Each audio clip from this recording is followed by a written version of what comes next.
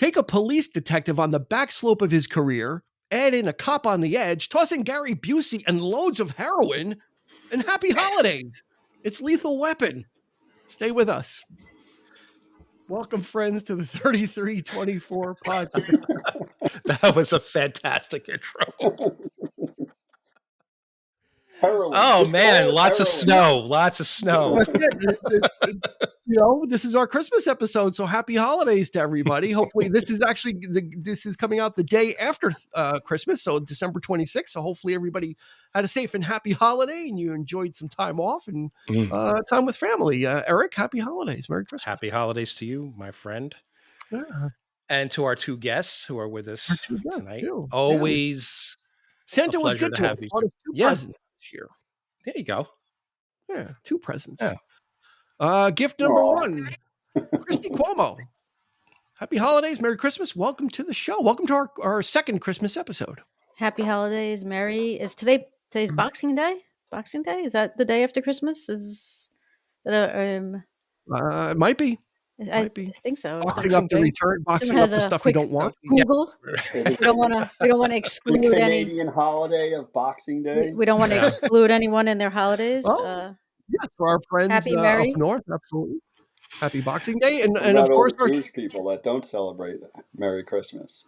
Yeah, you're excluding them. Oh, happy holidays, or just welcome to our episode. See, that's we were very careful. Dean was very careful with that intro. See, he didn't say Merry Christmas. He said holidays. I did. I said Happy Holidays, and then I said Merry Christmas. I would just like to say that Boxing Day is the day after Christmas. Got it. So happy Boxing Day as well. And if you celebrate or don't celebrate or whatever you celebrate, hopefully it's a good one. And we'll welcome our next. We're going to unwrap our next gift, Mr. Jerry Sullivan. How are you? Greetings. How are you, happy sir? holidays, Merry Christmas, happy holidays Boxing and Day. all that stuff. Merry Boxing Day. Yesterday was Unboxing Day. Today is Boxing Day. Glad to be here. Glad to have you. So, this is how quickly Eric and I ran out of Christmas movies to do. We were talking about what Christmas movie do you want to do? We're kind of like, it's like, we did. Hey, you know what? We did a lot of them. Then I'm like, Lethal Weapon is a Christmas movie. And he's like, yes, it is. And I'm like, well, then that's what it most definitely is. I'd say I would argue this is a bigger Christmas movie than Die Hard. Every scene they address Christmas practically, right? Die Hard, he just fucking shows up for a Christmas party, and that's pretty much it. Yep. And it's like, Die Hard's a Christmas movie. This movie, it's like, it's addressed in almost every scene. Equal Christmas movie. And it came out a year before. This is much more. It came out a year before, and this is much more. And it's intentional, which we'll get to in a little bit. Yep. With the writer is very intentional about adding Christmas into his screenplays. Now, can I throw one thing out there, which I just learned? Go for it. So while I agree that this movie is more a Christmas movie than Die Hard, it's not. Do we consider First Blood took place at Christmas? I just learned this. I never noticed it. Did it? Okay. If you look when he's being the police station interrogated, it has Christmas stuff in the back, and when he's blowing up the town, there's Christmas lights all over the place. Well, I mean, it's. Is it a Christmas movie in the vein of Die Hard? This is a Christmas movie because it's a Christmas movie for 2025, Jerry, for 3324. First Blood, and then we'll do Silent Night, Deadly Night as a double feature. There you go. Why? I mean, we may as well just go there. We're halfway there now, so. Yeah. Let's get to the stats. If you've never listened to one of our episodes before, we're going to give you some factual information about the film. And then we get into the fun stuff, the wild fan theories and our speculation and geeking out about it. So here we go. This was released in March of 1987, directed by Richard Donner, the late, great Richard Donner, who was, for the most part, Eric, he was a Warner Brothers man with very few exceptions, but he was like a Warner Brothers director. He pretty much... A lot of stuff he did was for Warner Brothers with, Superman and all the Lethal Weapon, Conspiracy Theory, of course, Maverick. He did it well. And he had his own entourage, didn't he? His own, sort of stable of you know, players. yeah, yeah. Yeah, So I we'll think get to that as when we do the cast, but yeah, and I think we're finding out that directors have that. Like Scorsese has players that he likes to use. Mhm. Obviously, Quentin Tarantino, Oliver Stone. A lot of these Adam directors Sandler. Adam Sandler. That's right. Adam He's got his Sandler. own little mini universe of people too that That's right. you see them kind of recur. Mhm. And Richard Donner is one of them as well. This was written by Shane Black, which will figure very prominently into a little bit of this conversation. Only a $15 million budget, paltry. $114 million worldwide box office, not domestic. We can actually say the Oscar-nominated Lethal Weapon because it was nominated for one Oscar for Best Sound Mixing. I could but see it that. lost Yeah. to The Last Emperor. So The la- highfalutin lo- film. All the gunfire in this movie, and it lost to Last Emperor. That's Sound amazing. mixing. Well, Yeah. I should have won for best sound mixing just for all the little saxophone and guitar interludes. Oh, we will which we're get to gonna that. also. We're Yes. gonna get to that I as well. love the music. Yep. Yeah, music courtesy of Michael Kamen, Eric Clapton, and David Sanborn, Pretty the much late like great the three statement. people Well, that- Michael Kamen too. Both of them are yeah, gone. the three Yeah. people that kind of the triumvirate of this film of score music, guitar licks, and saxophone. Yeah. And What more can you and- ask for in the 80s, right? Yeah. Especially Yeah, that sax. Yeah, And if you didn't notice, right from the beginning, they kind of tell you that Danny Glover gets the saxophone licks, and that's his theme. Mel Gibson Yep. gets the guitar. He gets the brr, brr, brr, but then Yeah. Danny Glover gets the whip, whip, whip, thing. Like they get their own little kind of accent style things. But they do, but it mixes. I of course I had the soundtrack, all of the soundtracks, because they did all four of the films. But when if you really listen to how Clapton plays with Sanborn, they're kind of trading licks, and it's great stuff. Yeah, it's just little accents that they're providing. They're not providing score songs. They're providing just kind of punctuation marks to what's going on. Kamen handled the orchestration, the big cues, but they come in and they add that nuance to it. Sort of reminds me of the old early 70s Lalo Schifrin, Dave Grusin, sound like the jazz, those jazz greats. Just little musical right, exactly. Yep. Mm-hmm. It makes the movie seem way more bigger. Yeah, because it's like a buddy cop action film, but the music, to me, it just seems like it takes it over the top. That it's not, it's not misplaced, but it makes it seem like it's a much more serious type of what's going on than what's going on the screen. I thought it added to it because it made it stand out more. Mm-hmm. Yeah, it's kind of highbrow incidental music is really what it is. They just provide those little interludes that kind of bring you almost, they bring you from one scene to another. For the most part, it's usually at the beginning of a scene there's like a little phrasing, and then or at the end of the scene there's some phrasing, and then when there's other stuff going on, it's the score. So it's a very interesting and it plays very, very well with the humor of the film, because you could hear Murtaugh's theme. But then they'll sour the notes a little bit when it gets serious, right? Yeah. Things get serious like that. They'll play the same theme, but it's slower or it's more dramatic, in the more serious stuff. So it's good stuff. Punctuation and emphasis. Yeah. Christy, how familiar are you with Shane Black? I know Shane Black. He's responsible for a lot of good flicks. I couldn't remember. Was he the one that went to jail briefly? For embezzlement? Was it embezzlement? Tax evasion? What the hell did he go to jail for? I believe he did. Not quite what he was. No, that was John McTiernan. That was John McTiernan. Oh, okay. McTiernan, that's director of Die Hard. Die Hard. Okay, sorry, because I knew, but no, Shane Black has been responsible for a good number of enjoyable films. Yes, and almost everything he's written takes place during Christmas. It's a touchstone of his that he has said, and I'll read a direct quote from him about about him and screenwriting and Christmas. He says, Christmas represents a little stutter in the march of days, a hush in which we have a chance to assess and retrospect our lives. I tend to think that it also just informs as a backdrop. You know, he quotes a couple of films where Christmas was in the background, and it adds this really odd, chilling counterpoint to the plot. I also think that Christmas is just a thing of beauty as it applies to places like Los Angeles, where it's not so obvious and you have to dig for it like little nuggets. So he has always had this affinity, and we can go with Lethal. These are screenplays he wrote that have Christmas in them. Lethal Weapon, Last Action Hero, Long Kiss Goodnight, Kiss Kiss Bang Bang, Iron Man 3, and The Nice Guys. Mm-hmm. So all of those, especially Iron Man 3, absolutely qualify as Christmas films because they are, he puts that front and center, and he uses that setting of Christmas as a counterpoint to what's going on, right? Especially in this film where the movie opens with Jingle Bell Rock and a woman jumping off a building. I mean, what more striking counterpoint could you get than that of this woman who's all drugged up, she's half naked, but we're hearing Jingle Bell Rock. Yeah. But it's a beautiful Los Angeles evening. The wind is blowing. It's not wintry Christmas, right? Christy, it's kind of LA in December. Yeah.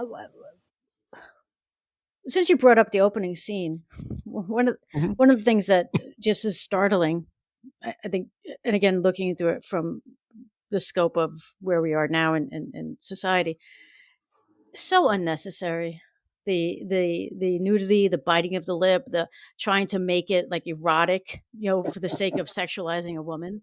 Granted, in the next scene we get Mel Gibson's ass. So there's some. Even Stevens. He does his own ass work. No, not even Stevens. Not even close. But just like lying there with half the lingerie open and her breast sticking. It's just. Well, what would have made it even Steven? The front? And him biting his lip like he's getting off by himself. Well, he gets up, he's fucking half in the bag, like it's smoking a cigarette, coughing. That's a big. But to get back to what you were saying, it's hard. It's hard to get a Christmas vibe, but I do think that they pull it off with the music, and you kind of forget. You feel like it's Christmas. Without the typical, you know, Home Alone, the snow's falling, and you have there's no Christmas decorations in her apartment. You know, it's not like, you know, she's festive, or anything. So they are on the balcony. Yeah, there was some lights strung up, I think. Yeah, and I think even in the apartment there might have been some lights in the background. Yeah, but lights just could have been for the strobe when they were coked up. No, I agree with you, Christy. I you know, the way the women in this movie are obviously it's depicted, a time period. Like you have to accept it's definitely the time like, of its time. Yeah. Sure. I don't think it would happen now, but when you watch it again through the lens that we look at things through now, you're just like, oh, so unnecessary. Like, what were we thinking? Yeah, it's just back then, all these action films had that. But she lent that air of despair, though. She was the plot, right? She's the focal, like she gets the story going, right? Yeah, she did the stunt, or at least half of it. Yep. Yeah. And that's Kelly from Cheers. That's Woody's wife that he marries. Yeah. Kelly Boyd. That's her. Yeah. Are you serious? Yeah, that's her. Jackie Swanson is her name. Is the name of the actress. So that's her. Yep. Well, let me go back to let me jump back to Shane Black. We'll do the cast and we'll do a little alternate casting, then we'll jump in.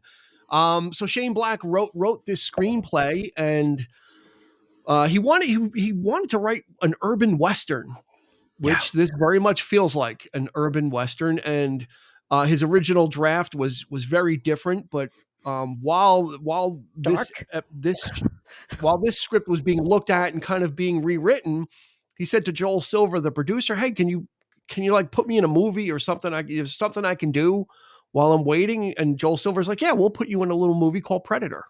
Yeah. And so Shane Black is one of the commandos in Hawkins. Yeah.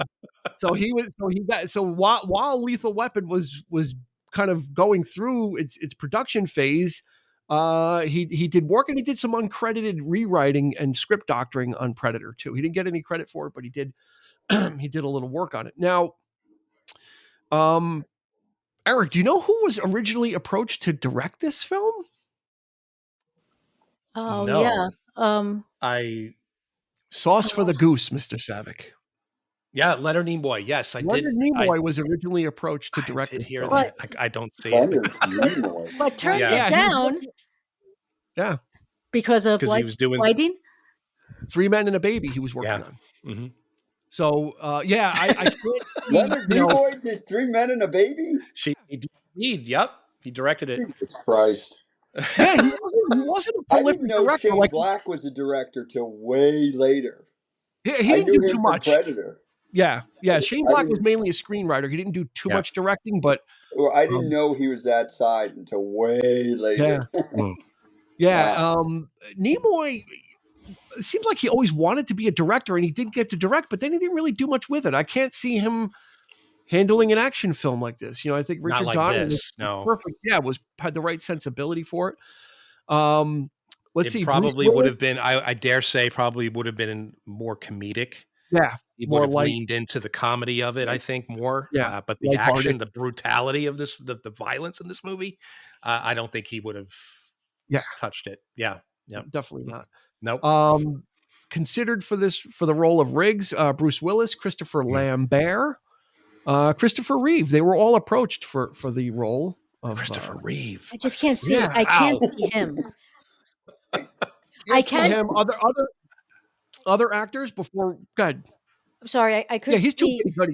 He I was still could- trying to shake the Superman. Yeah, I could see the Bruce Willis and Mel Gibson, them switching their roles, which was actually one of the original things. But Christopher Reeve, when I saw that, I'm like, Yeah, it would have been weird. yeah, I can't Yeah, see that. a couple of other ones. Michael Biehn was looked at pretty intensely, but he was working on Aliens, so he couldn't do that. Pierce Brosnan, Stephen Lang, Ron Perlman, Michael Nouri, Stallone for some reason. Detective Murtaugh. There it Pierce is. Brosnan? Pierce Yeah. Brosnan, Patrick No. Swayze, Michael Douglas, Jeff Goldblum, and Kurt Russell. Jeff Goldblum. Oh, So they Jeff just worked Goldblum. hard. Yeah. Are we gonna Kurt let Russell. I don't have my Goldblum impression yet. Like, well, You want a shot at the title? Do you Kurt wanna Russell go? made. no, he we have- made. He made the parody, right? He wasn't Kurt Russell in the parody, or was that? No, that was. What was No, the parody? Lloyd Webber Emilio was Emilio Estevez. and Samuel Yeah. L. Jackson. Yeah, that's right. Okay. Yeah, so it's. But he did it's Tango and Cash. There you go. There's the With buddy Stallone. cop with Stallone. There two it is. people that could have been Riggs. Yeah. Yeah, I can't see it as a Stallone vehicle because he was doing Cobra at the time. Well, I mean, he was already doing that kind of stuff. He It was, wouldn't, and he was you know, big at the time too. Yeah. Mel Gibson wasn't really a star. I mean, he gained popularity, I guess, with Mad Max, with Road Warrior and stuff. But in between that time, I don't think he was. No, quite this there put yet. him on. I mean, This this put him on made the him- U.S. map. Yeah. Yeah, for sure. Yeah, I don't know. Hey, Raj, control the jump, Raj. What do you want from me? That would have been a That disaster because you sounds can like Rodney Dangerfield. because the way Danny Glover is freaking mumbling throughout the movie, like him and Stallone together. Can you imagine that? Yeah, you could tell Subtitles. Danny Glover redubbed a lot of, like, he did a lot of ADR. There was so much dubbing in of. I know. redubbing of- Goddamn heartbreaker. The whispering, like. Yeah. So- I'm too old for this shit. No way you live. Yeah, that is like the one thing Oh, that man. drives me nuts. So what we did end up with is Mel Gibson as Martin Riggs, Danny Glover as Roger Murtaugh, Gary Busey as Mr. Joshua, who was on it. He had to audition for this role because he was kind of persona non grata in Hollywood. He had some problems, but he lost a lot of weight, got fit. He's like, I want to work again.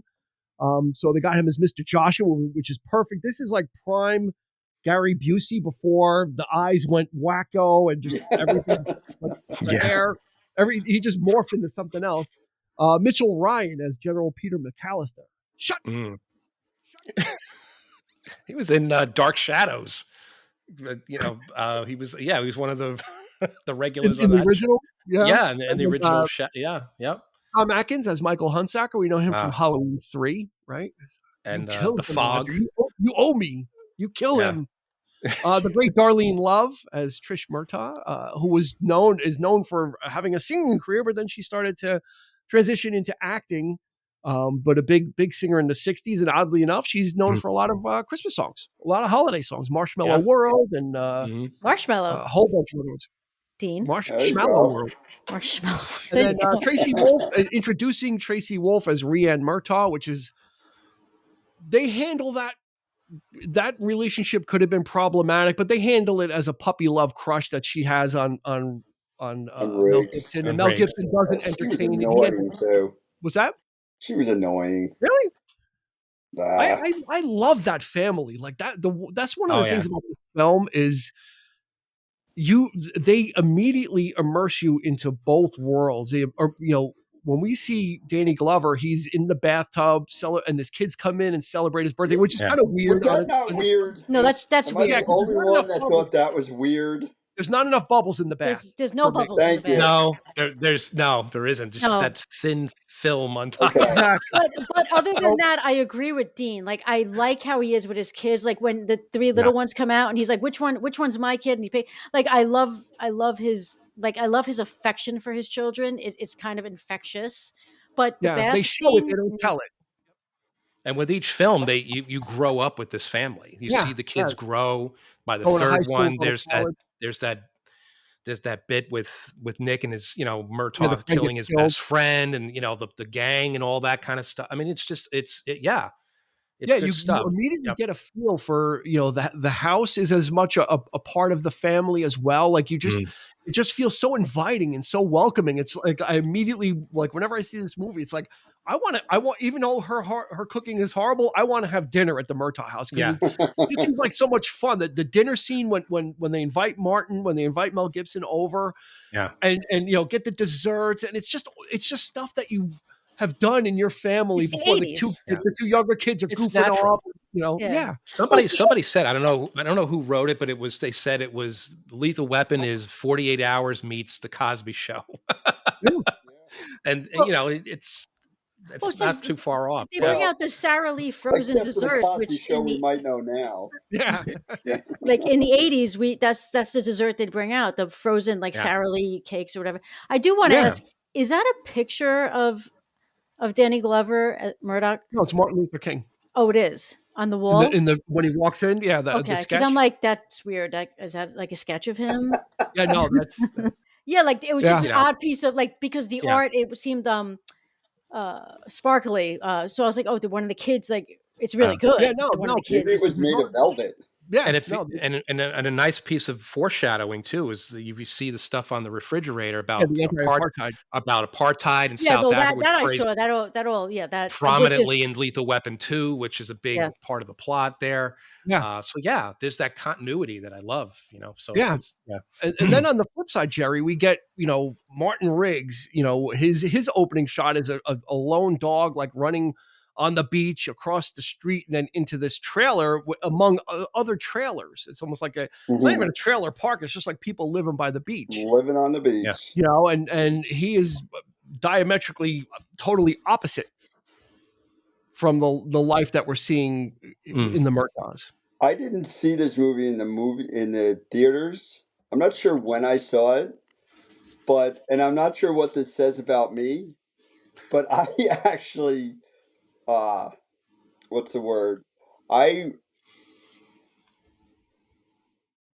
leaned more towards Riggs to the point that I was like, I could be a cop like he could be. Maybe not to the drastic part of the, his mental, the struggles of wanting to off himself because of his wife, but the insanity, that whole aura of him. And I can say I totally get the Murtaugh, the family thing, that like you said, they paint the two pictures very well, but Riggs, And I can remember thinking, like, while I'm watching it now, I'm like, what the hell was wrong with me? In that Yeah. I felt more of a kinship with how Riggs handled things and how Riggs looked at things than I did Murtaugh.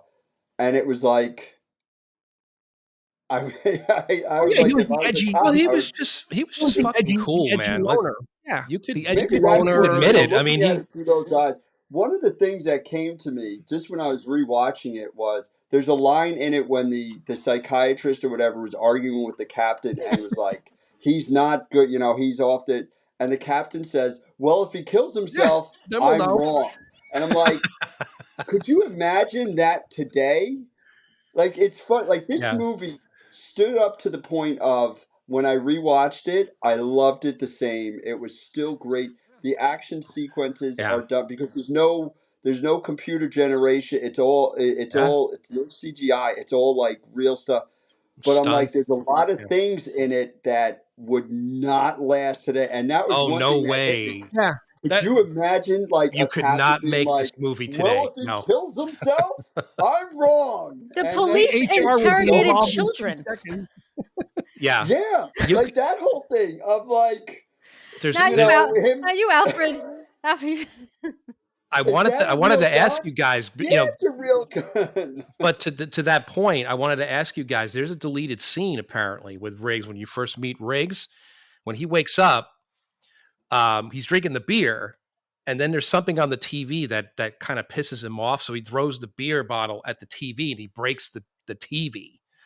Right. So he's like, and then he pulls out the picture of his wife, the wedding picture, and he says, I'll buy a new one.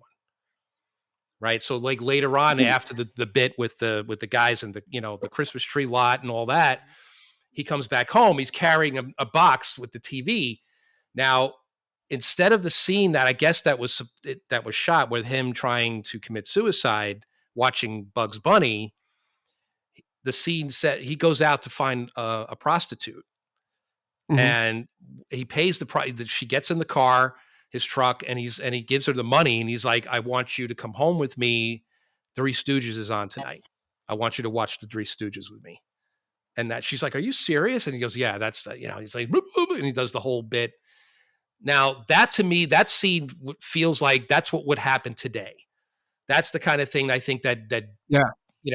Disney would Yeah. probably lean into, something much milder than him putting a gun in his mouth, almost, blowing his brains out. That A little which more was, wholesome. which was Yeah. one of And that scene is Yeah. just so intense. I mean, it's just yeah. well, hang on a second, Christy. It's a piece of acting by Mel Gibson right from the jump of Oh man, yeah. just him. There's nothing else going on. Him, the photograph, and the gun, and that's all he has to work with. And you feel everything that he goes through a lot in there, from the despair to getting ready to do it to almost choking on the barrel, and then he can't do it, and then he thinks, well, that's kind of silly, that's kind of, I'm being silly anyway.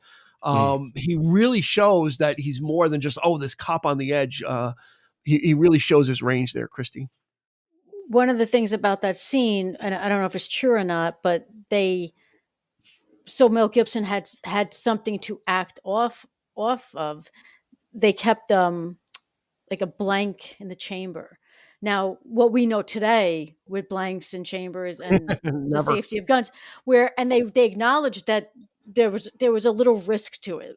It was a 99% it was going to be okay, but there's always the 1%. So when he has the gun and he's putting it to underneath and in his mouth and everything else, there is probably some genuine fear, because there's no guarantee that he wasn't accidentally going to blow his brains out. He's hitting the trigger and stuff.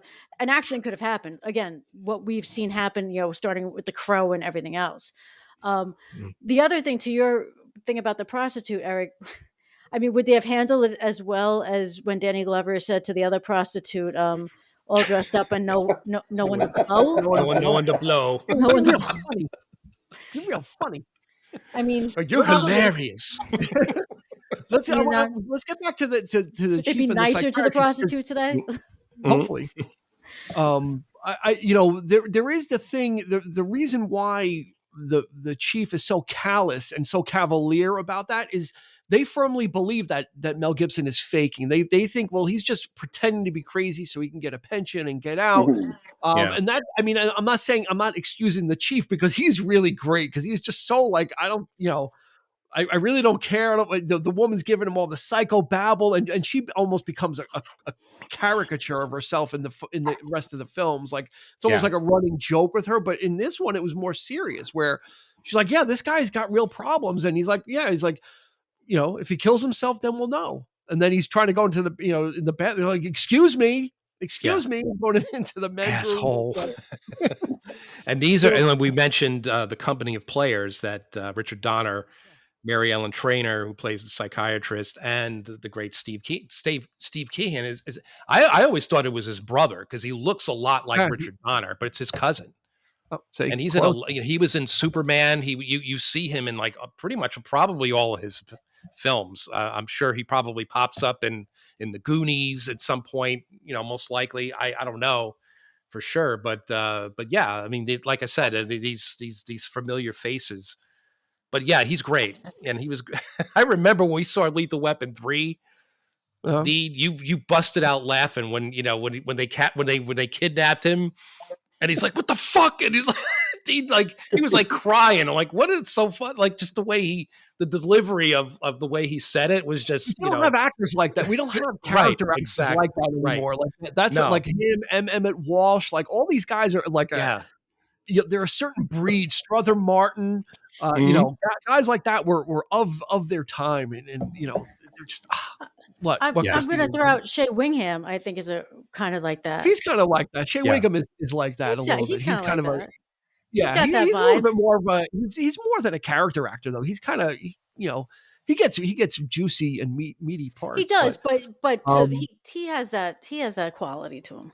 Yeah, he definitely does. We'll put Shea Wingham in there, and then we get the return of Gary Busey, just kind of as Mr. Joshua. And another great character actor in that scene is Ed O'Ross. He's the guy, Mr. Mendez. He was in Dick Tracy. He was one of the Rogues Gallery in Dick Tracy, and you guys are nuts. You guys are fucking nuts off the wall. You guys are fucking gone, man. You're totally gone, man. The fire thing when he's like, yeah. Give me your hand. Give it. Shut up. I mean, you could swear that he's really taken that flame. I don't know. I believe Gary Busey would really take the flame. It just looks. It looks so. Yeah, it's like shimmering on the skin. Oh man, you see the black starting to form. Yeah, I'm convinced that actually happened. There's no way Gary Busey does not have a scar right here. Right. What's that, Jimmy? Go have that taken care of, and he just turns around and walks away. Like casually rolls down his sleeve. He's like, "All right, I'm getting paid, so my men are loyal to me." Dean, you didn't mention who was up for the Mr. Joshua, which when I read all of them, I was like, "Oh, I can see every one of them." Who was that? It was Willem Dafoe, James Woods. They were all like. They don't have James Woods is too light. James Woods is a scumbag. He's a tall guy. Scumbag. But Gary Busey was really fit and tall. James Wood was lanky back then. He was very thin. Was thin also. Like you needed somebody that physically he overpowered Mel Gibson. Riggs would have kicked his ass in the end. But then again, Mel Gibson's pretty fucking thin in this movie too. If you know, I mean, but he's jacked. But he is definitely. He's fit, but Gary Busey's more like brawn. He's just like a bigger figure. Yeah, I guess. Which matches against Martin Riggs. Like this guy's so imposing, and he's just big, and nothing bothers him, and he's smart. He's tactical. He's there's all these different things. That's why I said this movie like lives on its like the screenplay is the foundation of creating these characters, creating this world that they live in, the seedy side of Los Angeles. But then there's just a family man that's detached from it that does his job, and he's kind of getting ready to retire. Even it's like you're retiring when you're 50. It's like no one retires when they're 50. Right. Like 20 years, never got shot, never got and he's perpetually retiring, right? Yeah. And in all the movies, he's trying to retire. I by the way, 3 of you are 50 or older. I'm nearing 50. I'm like retiring. Why does he keep saying he's too old? Like I'm like, what is going on? Not even close. Not even close. There's a and so what happens in this film is, there's obviously a mystery. They're trying to solve the murder of this girl who, well, it turns out to be a murder that jumped off the building, which ties into heroin deliveries. It ties into all, this Vietnam covert operation that was happening that was now resurrected and taken over. There is something that bothers me, and it always didn't sit right with me. See who can answer it. After the scene with the swimming pool, I think it's the scene with the swimming pool when Riggs and Murtaugh go and they get invited in and they kill the guy. Mm-hmm. When Murtaugh comes home or he gets up, he goes to get a beer and there's like some packages. There's like a birthday gift for him. He unwraps, and then there's an envelope and it's got a yearbook and a videotape in it, and it says evidence. That came from the police, and it's opened. And it's opened, and they sent it to his house. So it was maybe there's a deleted scene that explains that. It is a weird thing because he opens up the toys, and he's like, "Oh, that's kids or whatever," and then it's like, "Hey, here's porn in a yearbook." Yeah, and it's open, and the envelope is open. But he also opens up the birthday gift, and he had said to Riggs in the car, his birthday was yesterday, and he opens the birthday gift, what is now the day after his birthday, which is also a little weird. So Jerry's probably right. There must have been a deleted scene that would have actually tied that together, because it doesn't make any sense. The timing of the birthday gift. Surprised. Yes, and he's not surprised. He's like, "Oh, evidence! What's in here?" Yeah, he's not surprised that there's like an envelope of evidence. He's like the scene where he goes to the bank and he confronts Hunsaker. He tells him, my daughter was into making pornographic tapes. So where did they get the tape? So was it Hunsaker that provided that to the police? Maybe he gave it. We didn't see it, but he gave it to Murtaugh. With the yearbook. Or maybe this was maybe this was evidence that was at her house, where she was living, like her yearbook, and could be the video, and then they packaged it, but then they sent it to his. Still, it's just weird sending it to his house. It makes sense. Part of what makes sense is if he sent it, because when Joshua and them are grilling Riggs later on in the shower with the electrocution, they're like, "What did he tell you?" Like, so they know that he spoke to the police. So maybe he did have things that he shared with them. So maybe that did come from him. I don't. But no, it's a valid question, Dean, that none of us can answer. Now that I think about it, I think it was probably from there's a couple of things that are pretty suspect in this movie. Like I said, when he at the bank where he's like, you kill them, you find them, and he knows damn well who did it. Mm-hmm. And he's like fucking he's like telling him like he wants him to kill them. Yeah, right. That's not gonna. He's still playing both sides against the middle. And there's the one scene I swear there might have been a scene in between the funeral with the helicopter, when and then the scene where like Riggs walks up to the Asian prostitute. He's like, what's a nice Irish girl? That whole bit, like how did that was a weird transition too. Like how did they know that they would be coming for them at that moment? You know what I mean? Like the conversation that Gary Busey had with the general via the radio. How did Riggs and Murtaugh know that they would be coming for them? Yeah. Right. Because he was wearing the bulletproof vest. And so there had to have been something in between that, we'll do this and that I'll make it, try and smoke them out, smoke them out and make it look like they killed me. So that, you know what I mean? But that just seemed like a weird, just a weird transition right there. Yep. You don't think that he was just, because Murtaugh was surprised he was wearing the vest. Yeah. And Riggs is the one that was like, they think I'm dead. Like, I see where there should have been a little, like, why would he have put on the vest? Like, what would made him have put on the vest? Yeah. But I don't think that there was any plan of that. I think because he says to him in the helicopter, he said, when he brings up the fact that, the cop is still, the cops are there, and he says, I didn't kill him. And he's like, I'm disappointed with you. Yeah. So I just assume that Joshua was tailing them or following them and saw this as an opportunity. Yeah. Why Riggs put on the vest? And maybe Riggs thought I guess we that things are escalating, so I need to be a little smarter. Yeah. I think it's but that whole. I'm sorry. Go ahead. I think it might be more of a hole in the writing, because if you take the fact that he's wearing the vest and you couple it with that, we do find out that Riggs is not playing crazy. He's not playing crazy to get a pension.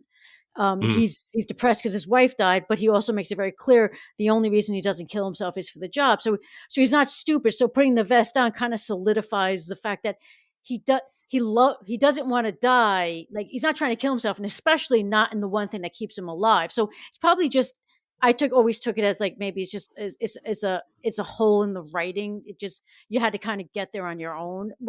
That was just how I get there. Things are escalating, and he's understands that these people are no joke, and kind of, especially probably after everything that Roger told him when he had a conversation with Mike. But while we're talking about the scene with the helicopter, the two things that I did write down: who has that many containers of eggnog and chugs eggnog? Me. Guilty. Who's opening it? Like, have you ever had eggnog? Well, first of all, my son pointed that out. Eggnog is a heavy beverage. Actually, I watched it with Zach and Jacob, and they were both. This is supposed to be like a somber occasion. He's all now. It's like they're fucking festive, serving eggnog. Opening a carton and chugging it. Like it's milk. It was the 80s. It was the decade. It wasn't even refrigerated. And eggnog. It's not even called eggnog. It's called party nog. Like what's in that eggnog there? I wonder. Listen, it was the decade of excess, and that went for everything. Eggnog excess, and eggnog, drugs, everything. Just because you don't drink eggnog at funerals, don't be getting on other people. I can knock back. You know what? Next funeral, all I'm putting on the table is eggnog, and I'm going to see who opens it and starts chugging eggnog.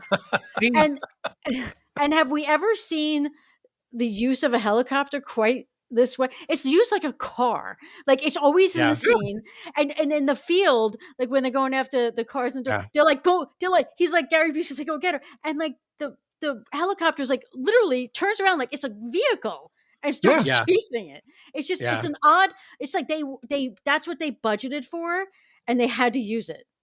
Very dramatic. It's not necessary. It makes it. I don't get it.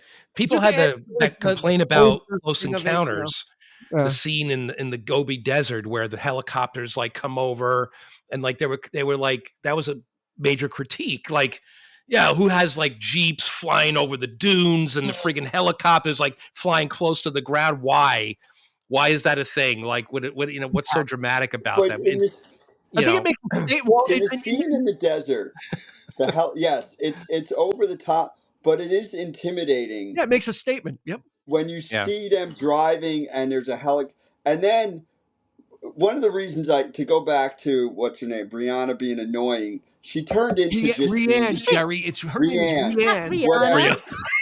Rihanna. I said Brianna because Rianne. She turned into just the helpless, screaming, useless human being. Oh my God. And the whole plan of when Murtaugh says, get in the car, like, I don't know what you're thinking there, but the helicopter, like, coming so low and hitting the car, like, I see there, like, I'd be intimidated as shit if I'm driving along. Yeah, of course. And a guy is knocking on my door with a helicopter. I kind of see I just think it's hilarious that she's fucking fleeing in a limousine. In a limo. In a stretch limo.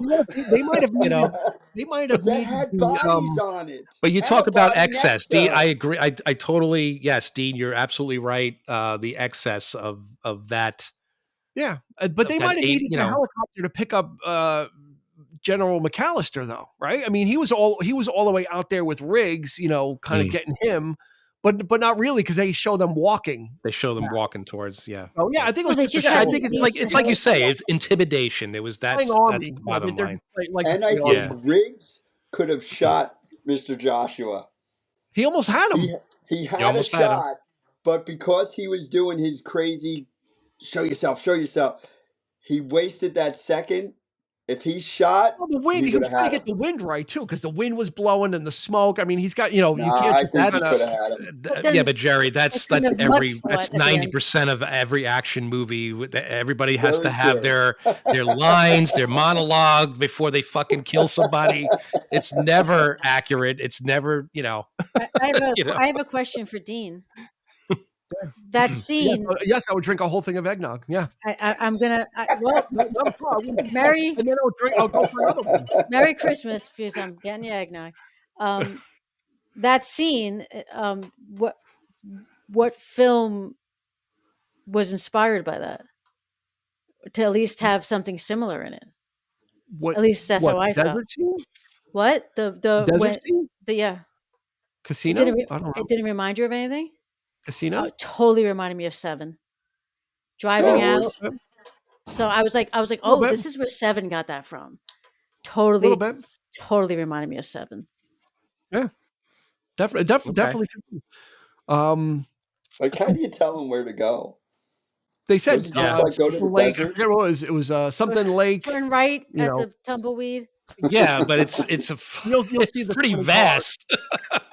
You'll see the 20. It didn't look like there was any road there. It was just desert. Yeah. Yeah, you'll see the cars rolling up on you. It won't be hard. That's why they had the helicopter. This way they know. Oh, there they are. You can't see the cars. How much was the budget for the film, Dean? $14 million. 14 million. So 13 million was spent on the helicopter. Lies another little bit of a plot hole too. If they had a helicopter, and if the thing was circling, wouldn't they have seen Riggs?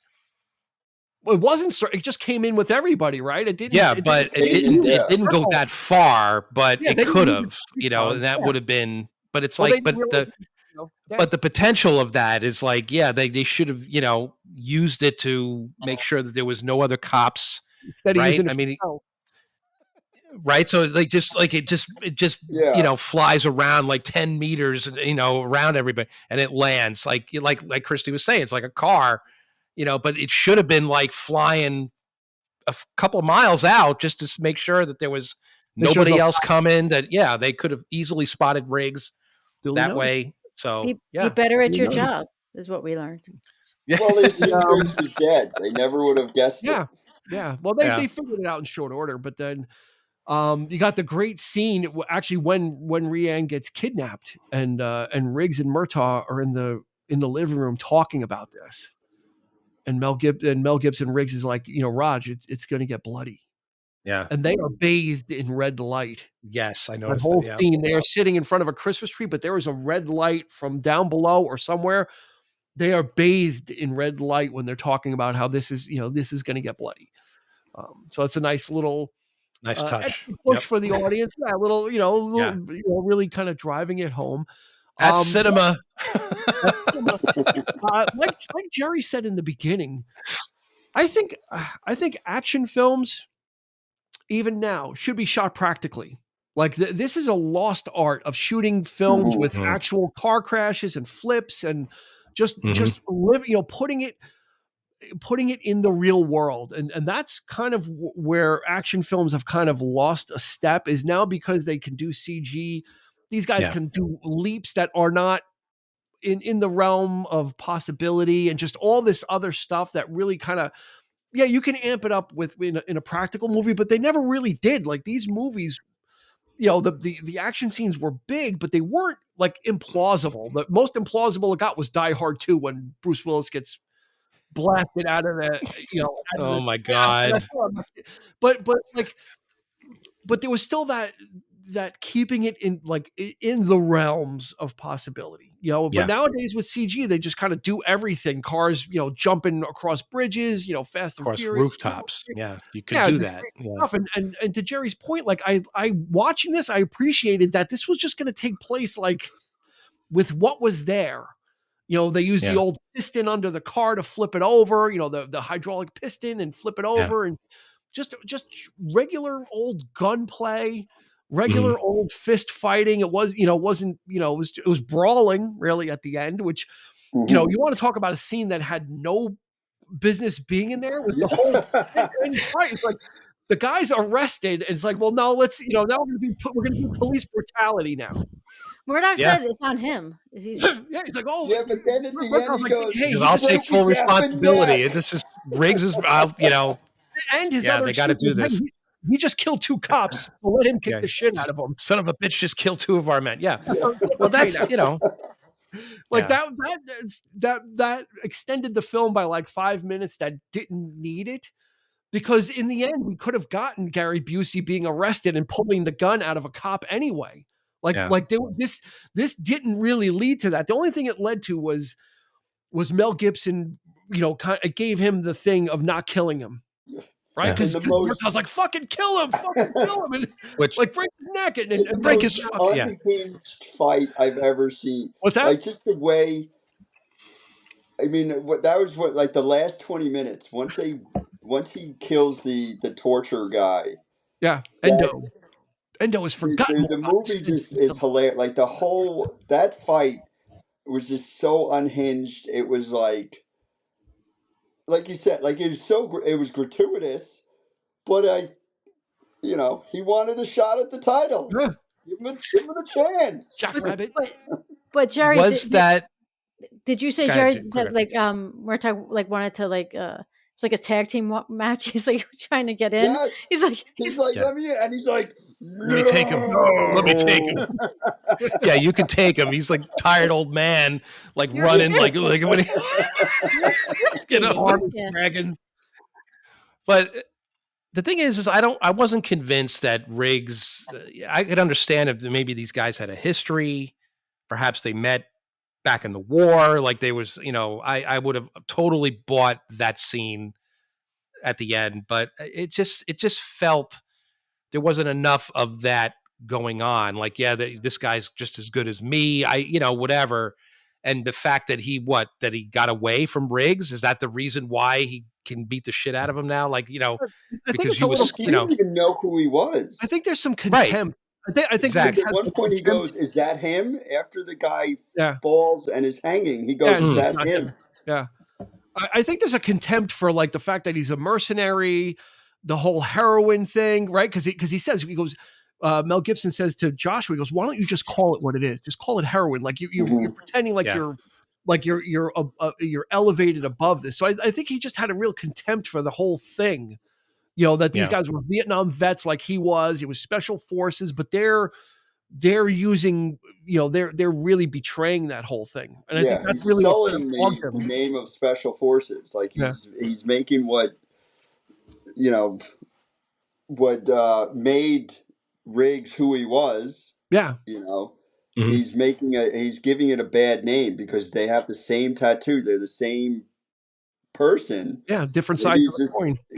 It bothers him. Yeah. I think that's what it was. It's just kind of like, oh, you think you're badass special forces doing this kind of stuff, and I think you want to shot. So interesting that the thing that they would use was Air America, which Mel Gibson was in Air America. Yeah, there was and he clapped it and Michael Kamen did the soundtrack to Edge of Darkness, which was a movie, which was a British TV show, but then it was an American-made movie with Mel Gibson. So it's interesting that he would play out these roles. Yeah, and it's almost as if they set this shit up, But anyway, one of the things that is really good about Lethal Weapon and why I think it's so enjoyable and it's why I think Roger Ebert loved it and raved about this film, is because not only are you getting this really good action film, but you're also getting a drama. Like there's depth here. It's not just an action film for the sake of an action film. You deal with some pretty serious subjects. You deal with with the drug addict in the beginning, and it turns out there's murder and overdose, but you're dealing with his wife's death and him his wanting to live. And I think so, as gratuitous as that last scene may be, there probably is a little bit of, Mel Gibson's still working out his demons. His character Riggs is still dealing with. Yeah. He's angry. Yeah, that's what it was. We know that's he's partially angry, what it was. and so if he can take it out on somebody who is worthy of that anger, piece of shit. so it's he can exercise it. Yeah, he can get rid of those demons. So it's not completely. I'm sure it's in there more for the machoism of it. He let him go at the end. No, you're right, Christy, because he let him go at the end. He goes up because they're like killing him. He's like, you're not. Because he got it out. He got out. He got out a lot of his anger, and he's not as angry in the next 3 films that we see him in. So that's right. So there is something there. Again, the next 3 films. It's probably just not. Again, as good as, and I think he's a phenomenal screenwriter. As good as the writing is, probably just a lot got cut and just didn't have enough to really, for these little holes we see, especially with Riggs, to really like kind of fill it in just a little bit more to get the audience there. So you have to take that leap of faith to think, okay, this is why we're here. Sorry, Jerry, you were saying. Yeah, that's a good point. The next 3, I don't really remember the next. They're more lighthearted, right? Yes. I mean, they bring Joe Pesci. It definitely becomes like, he's crazy. Mel Gibson's crazy, haha, like that type of stuff. And they have Rene Russo, and they play off each other. Yep. So this one was this one was dark. This was dark, and Shane Black wrote a screenplay for Lethal Weapon 2, and they didn't want to use it because Riggs got killed in it. And it was too dark. And Shane Black said, this is probably one of the best things I've ever written, was the screenplay for Lethal Weapon 2, but they didn't even touch it. They didn't even use it for him. Like, because there was no money in the franchises. This has the darkness, and it's got Murtaugh, where he's back then 50 was old, and it's like, well, what does it mean? Am I on the backside of my career? And he got reinvigorated and kind of felt vital again. Like there's so many different little things you could be looking at, the drug addiction, the pornography, but then there's all those great family scenes in between of Mel Gibson, coming over to Roger and putting the coffee in his face in the morning, and just kind of, him kind of, latching on to the surrogate family and them accepting him openly. Like that's, the family accepts, Riggs open arms, like, you work with Roger, yeah, come on in, and probably wasn't, and he's you see like at the first dinner, he's kind of uncomfortable like that. He's like, I'm really that whole thing is I'm really good at doing it, killing, kind of share, that's the best thing that he could share about himself. That was the best thing that he could open up about at that point was, after being on the boat and chatting, and he's like, yeah, I'm really good at it. Like that's again, that goes to the point that it's so much more than just an action film. Yeah, I think there's a lot of layers. There's a lot of layers to it. I really think this is the gold standard. I mean, we're kind of nitpicking some things. If you watch it, most of the stuff glosses over. It's because we've seen it so many times. This movie was kind of like, like this is the one, like if I had to pick one action film, it would be Lethal Weapon. I don't want to say, I'm going to say it, but it's like, it's very cliche of me to say it, but they don't make them like this anymore. They don't. Yeah. Everything's your point aware now. That's why. And your point to the work, the craft of the stunt people and Zoe Bell, the great Zoe Bell, who worked with Quentin Tarantino and Kill Bill, she did a video on YouTube, the Letterboxd, the whole like 4 favorites, like picking your 4 favorite films.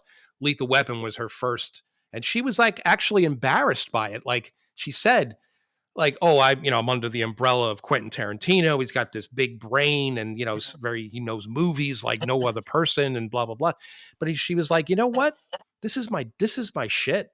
This is what I got into the business for, watching these kinds of movies. That's why I'm a stunt woman. And, and unfortunately it's, becoming somewhat of a lost art in that in itself. People losing jobs because, well, now we could have a digital double doing all kinds of shit.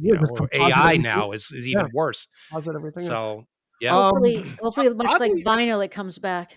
Hopefully, I doubt it though, because it's just so cost effective and easy. You don't have to have locations; you just be on a soundstage. Lethal Weapon in 1987, it was the 8th highest grossing film for 1987 domestically. Do you know what the 5th highest grossing film domestically was? Do you No. have a hint? Three Men and a Baby, directed by Leonard Nimoy. It grossed 3 Men. So I guess Leonard Nimoy made the right decision. Oh, it's only because there was the dead kid in the window. Yes. Three Men and a Baby made $70 million domestically. Lethal Weapon made $65 million domestically. Damn. So I guess Leonard Nimoy understood where his bread was buttered, what his strengths were, because he made that. Number 1, just for shits and giggles, was Beverly Hills Cop 2 with $153 million that year, and then followed by Platoon, Fatal Attraction, The Untouchables. So there was some heavy hitters. That's that actually year. that's a good list. Predator finished number 10. So Predator finished behind Lethal Weapon with And 3 Men and a Baby with 50 minutes. RoboCop was 14. So a lot of these classic films, 87 was a pretty good year. Dirty Dancing, I thought that would have been, that was a major sensation. It's actually a really good year of film. Yeah, it was only the 16th. Full Metal Jacket the same year. Wow. Spaceballs. We should do Spaceballs. Spaceballs. Lord, that's a classic. Yeah. Didn't you open with that, Jerry? That makes us absolutely nothing. Yes. Actually, now you have to do Spaceballs. I think that was pre-recording. I think. Was that pre-recording? So I think we have time for some favorite scenes, because there's a lot we left on the table, and I hope I left some favorite scenes on the table. So Jerry, why don't you give us a favorite scene? I have 2 offhand. I mean, I guess the fight scene at the end. But if you want to pick a smaller part of that, when the car crashes, after Joshua is shooting up the house and the car crashes in, the whistle that when Riggs, I could never do it because I can't really whistle well, but when he's like, he points the gun and he just whistles. Yeah. I have wished I was cool enough to use that in some sort of situation in my life, but that leading into the fight at the end, yeah, it was good too, but it's just one of the most entertaining fights of a movie, because you have the whole "you want a shot at the title." I mean, if I could fight, I would be doing that to everybody. And then just the way the fight went, because at one point he throws them on the cop car. Yeah. And it's poor. It seems like poor dubbing, but Riggs makes this weird yelling noise as he runs, and then him throwing the Joshua trying to beat him up with the huge the pole, and then Murtaugh thinking, "Here's the baton," and that actually worked. Like that whole situation, and I watched that multiple times after having watched the whole movie. So I'll say, if I'm picking one small one, it's the whistle of the way he catches, and then the big one up until and then the big one. You want a shot at the title. All right. Christy, what do you got? You got a big one and a small one, or what do you got? 2 small ones, 2 bigs? What do you got? I don't know if they're big and small. For the acting, the opening scene with Mel Gibson with the gun, with him, I just think it's probably some of the best work he's ever done. It's intense, and it really lays out his character. There's so much just happening in that scene. He the dog, the television set, it's just, there's a lot going on there. I like I like when he comes in for dinner. I like the dynamic with Riggs and Murtaugh. I like the family. I like the way he I do, much like Dean said, I like his interaction with his family. It just gives a whole different vibe to the film. I like everyone in that scene. I don't think the kids are annoying. I know Jerry doesn't like Brienne, as he calls her. When she starts doing the screaming stuff, but up to that point, she's fine. Yeah, I enjoy everyone in that scene, and you do get a sense of and like Eric said, especially all of us here, because of our ages, we've all been at that table in some way, shape, or form, and so it's kind of like a nostalgic thing, and it's almost like when you smell something and it brings you back into a memory. Like you see something like that and it transports you back into a memory. So for multiple reasons, I would pick that scene as well. Cool. Eric, what do you got? Oh God. I probably go with, I mean, I was a big Miami Vice fan. So, I mean, Crockett and Tubbs were the shit, but these guys like really like brought it to a whole nother level in terms of the whole like duo thing. But for me, the scene where, you know, the jumper, where he brings him, you know, when he brings the guy down, he's like, me, you know, and he's like, oh, you fucking, you know, worst when acting ever. Murtaugh brings him into the you know, that room or whatever, he's and that interchange where they're screaming at each other and he's just like, what do you want to hear, man? And he's like, that was intense too. That was some really great acting. And man, I mean, you feel that tension when the gun's just about to pop, and he's like, oh, and Murtaugh just goes, they are crazy. But then take that scene and then jump to the scene where they had after dinner, and he tells them, he's like, look, I this is the only thing I'm good at. You know, that's. I love that interplay. I love the fact that, you know, those characters grew just in that short amount of time. Yes, just those little experiences they've already had. There's that mutual respect is kind of growing there, and then by the morning when he's come with the cup of coffee, they're buddies. That at this point on, that, you know, from this point on, they're a team. Yeah. And I love that, and it just happens so, you know, it fairly quickly, but yet at the same time you believe it, you buy it, because it's just, you know. Yeah, we only have and I just like these characters. You know, the movie, the other movies maybe not as good, but I just love these characters. I mean, we went to see these other films because we just love these two. Yeah, right. Lethal Weapon 2, I thought was great too. I mean, even though it could have been better, but yeah, it's just, you know, we grew up with them, like, you know, in a way, like just in that time frame. Yeah. Yep. Yeah, it was it was a great time for these films. I was going to pick that scene also only because, Eric, like you said, when they're in that you know, store that they're renovating, and when he pulls the trigger and his finger gets caught in it, and then Mel Gibson's like, I'm hungry, I'm going to go get something to eat, and he does this thing. He does it in other movies. His eyes go like dead.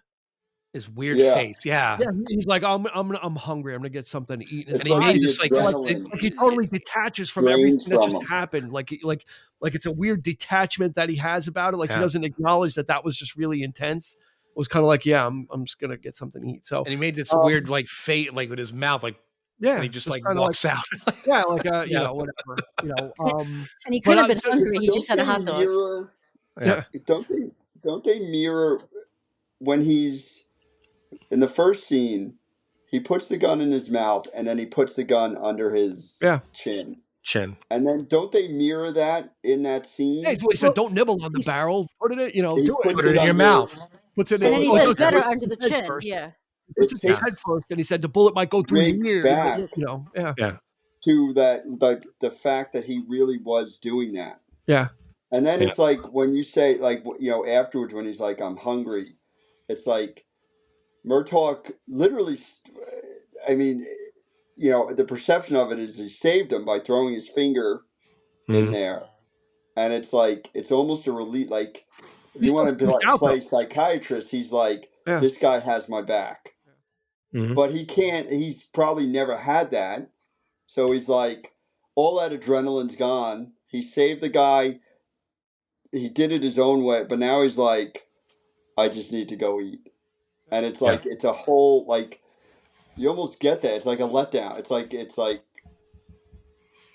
don't know what to do. Yeah, it wasn't, you know, it seems like this is something I go through all the time. So it's like, I just had another episode.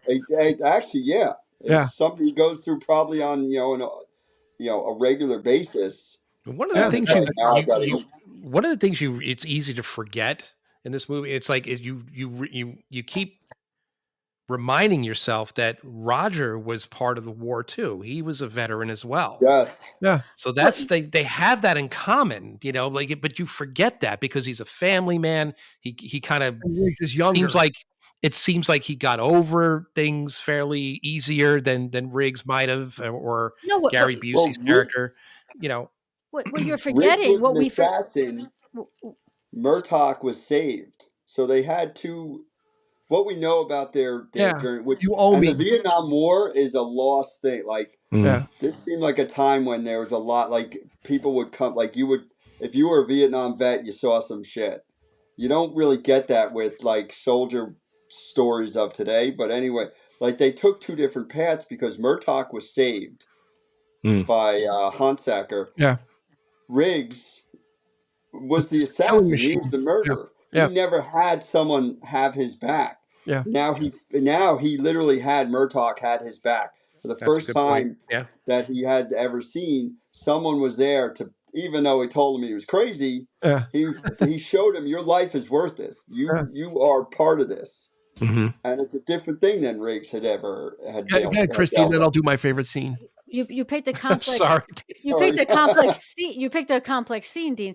What I think gets forgotten, and so he was a mercenary, and Murtaugh was saved, but maybe he has PTSD. But I think the things he learned in the war are assets to him. They're things that help him. What keeps getting forgotten throughout this entire film is that his wife died a couple of weeks ago, and there's a picture of him in the house where his hair is short. They're coming out of the church. He's in his suit. She's in her gown. And there is a very distinct before and after in Riggs, and we tend to forget why he is in the mental state he's in. His wife was just killed a couple of weeks ago, and so this suicidal. Were they living in the trailer together? Well, people live in trailers, Jerry. I mean, they do.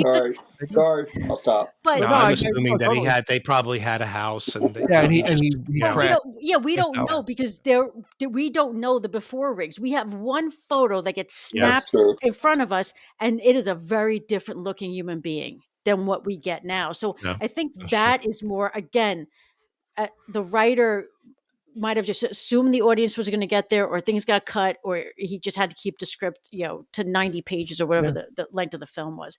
But I think that's the element that gets forgotten from everyone. Okay. Dean, go on with your favorite scene. My favorite scene. I hope is it going to require a 15-minute conversation afterwards? It's not going to lead to a 20-minute discussion.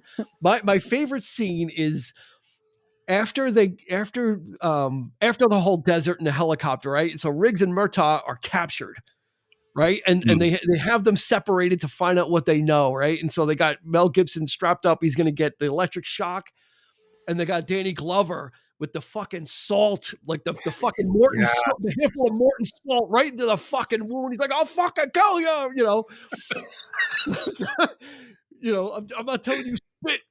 And, go spit. Meanwhile, like this big wad of phlegm comes out of his. So they bring Rianne in, they hook her up, and he's like, "Oh, she's looking good." He's like, "I'm telling you, don't." Right. So McAllister's like, "There are no heroes left in the world." Guess what? There is a hero left in the world, because the door opens and Mel Gibson throws a body on the guy. He grabs the next guy, puts the gun into his belly, and fires like 4 times. He's like, "Who's fucking next? Who's fucking next?" Like, he's in like berserker mode, right? That's great. They gather themselves. They leave. When they walk out of the room they're in the fucking bar. Mel Gibson just shoots the guy at the bar. He just shot the guy like point blank. I don't even know if the guy was a thug. He shot the guy at the bar. And no one looks initially. No one looks. No one has any reaction. So they're walking. Was he even a henchman? I wonder, because he didn't have a gun. Yeah, he just walks up. He could have been a waiter or something. He's just getting a Jack and Coke and he'll laugh at him. The shepherd, let's get the flock out of here. I use that joke quite often. So then they walk, after he kills the guy at the bar, they're walking through like the strip club or whatever, like all disheveled. And then another guy comes up to Mel Gibson and he puts the gun in him. He's like, bang, bang, like 4 like rounds right in the belly. Like you don't even see the gunshots. You just see the guy doubled over with his hand in there. Bang, bang, bang. It's just like, it's fucking brutal. Like like that whole scene is just brutality. It's like he's just like has this adrenaline rush that he can't control himself because they walk out. The guy sitting at the bar could have been like a guy having a mailman having a drink after. It could have been Woody from Cheers. Yeah. He like walks out, just wastes the guy. He doesn't shoot the bartender. He shot the guy at the bar, and then they walk by. Yeah. And then they go do. So it's just like there's great action. Like there's movies like that, like Commando, that's your Western right there. That have these great action scenes.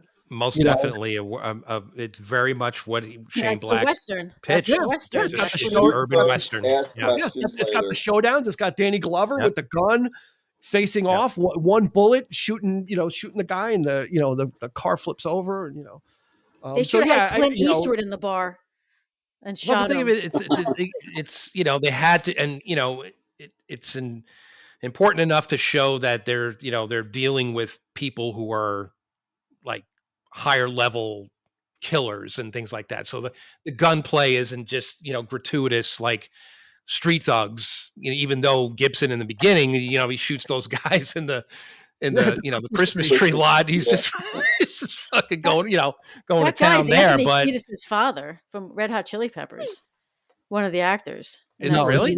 Oh, he's the guy with the black hair? Really? Yeah, the one that looks like him. That's his father. He looks just like him. With the flannel shirt. Yeah. His father. Him, or is that? Oh my God! We're gonna have to look that up. Let us know on Instagram, YouTube, or Facebook if that's actually Anthony Kiedis' father. I'll IMDb it right now. Challenge me. I think that's hilarious. What do you think? I think that's going to do it for Lethal Weapon. This is if you didn't get it by now, this is just a classic among action classics.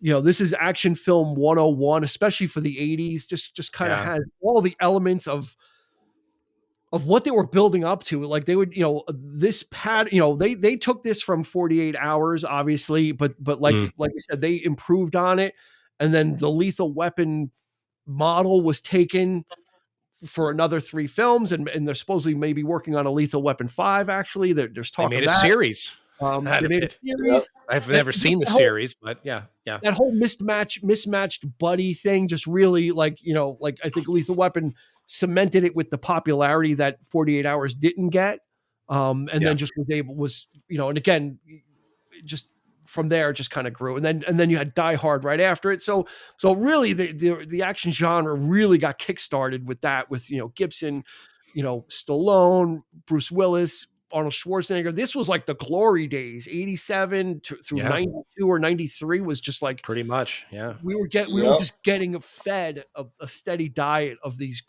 movies, and we kept going back. We just loved all of it. Running Man came out the same year too. Yeah, even Predator 2, man, which is Danny Glover and Gary Busey, Joel Silver. That was, but I that's a guilty pleasure of mine because I actually like that film, and that's freaking brutal, that movie. But I enjoyed it. Yeah, it's worth watching. Yeah. There you go. All right, I think that's going to do it for this episode of the 3324 podcast. What? Quickly. Blackie Damet. He died in 1921. Is his father? He is the father of Anthony. He died in 1921. 2021. 2021.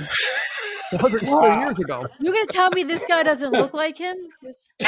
Is he Anthony Kiedis' father? Oh, yes. Okay. All right. He looks just like him. There you go. Yes. Fair enough. We have confirmed it. He was the thug in this, but he was thug number 2, drug dealer number 2. And he had at home. He went home that night to a little chili pepper. He was under a bridge. Little chili pepper. Anyway, that's going to do it for this episode. Happy holidays to everybody. Hopefully you enjoyed this very special holiday episode. Jerry Sullivan, thank you so much for joining us on this episode. Thank you. Once again, happy holidays. Go and have yourself a nice big fat carton of eggnog. It's the holidays. Party nog. Get the party nog. The party nog, which has a little extra in it. Yeah. It's heavy on the party, light on the egg. Christy Cuomo, thank you so much for joining us as well. You can have the almond milk version of the party nog as well. You can enjoy that. I'll chug it away. Like, gee, thanks. Carton is in the mail. We'll mail it to you in dry ice, so it'll be nice and ready chilled for you. And Eric and I will enjoy a little spiced, maybe a little alcoholic nog that they sell at the stores nowadays. We'll grab some Pennsylvania Dutch spiked nog, and imbibe a little ourselves. And again, we want to wish all of you a happy and safe holiday, and thank you for sticking with us through this episode and throughout the year as well. And we've got our new year coming up real soon, so we'll have a whole slate of episodes in 2025 for you. Hot and ready as always. So for Jerry, for Christy, for Eric, this is Dean asking you, please, definitely on the holidays, please be kind. Go ahead and rewind.